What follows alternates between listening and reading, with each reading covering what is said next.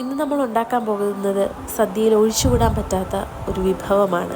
പുളിയും എരിവും മധുരവും ഒത്തുചേർന്ന പുളിയിഞ്ചി.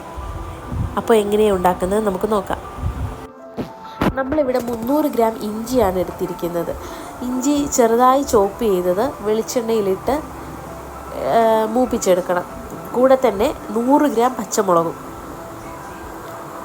ഇഞ്ചിയും പച്ചമുളകും നന്നായി മൂത്ത് വരുമ്പോഴത്തേക്കും മുളക് പൊടിയും ഉലുവാപ്പൊടിയും കായപ്പൊടിയും ചേർത്ത് നന്നായിട്ടൊന്ന് മൂപ്പിച്ചെടുക്കണം. അതിനുശേഷം പിഴുപുളി ചേർത്ത് കൊടുക്കാം. ഇവിടെ നമ്മൾ 150 ഗ്രാം പിഴുപുളി എടുത്തിട്ടുണ്ട്. 150 ഗ്രാം ശർക്കരയും ചേർത്തിട്ടുണ്ട്. ഈ ഇഞ്ചിയും ഈ പിഴുപുളിയിലും ശർക്കരയിലും നന്നായി ഒന്ന് വരണ്ട് വരുമ്പോഴത്തേക്കും നമുക്ക് പാകത്തിന് ഉപ്പ് ചേർത്ത് കൊടുക്കാം. നല്ലവണ്ണം തിളച്ച് നന്നായിട്ടൊന്ന് കുറുകി വരുന്ന പരുവമാകണം. ഇതാ നമ്മുടെ പുളിയിഞ്ചി ഇവിടെ തയ്യാറായി കഴിഞ്ഞു. എല്ലാവരും ഓണത്തിന് ഇത് ഉണ്ടാക്കി നോക്കണം. അഭിപ്രായങ്ങൾ ഞങ്ങളെ അറിയിക്കണം. ഈ റെസിപ്പി ഇഷ്ടപ്പെട്ടെങ്കിൽ ഞങ്ങളുടെ വീഡിയോ ലൈക്ക് ചെയ്യാനും ഷെയർ ചെയ്യാനും ചാനൽ സബ്സ്ക്രൈബ് ചെയ്യാനും മറക്കരുതേ. അടുത്തൊരു വീഡിയോയുമായി വീണ്ടും കാണാം.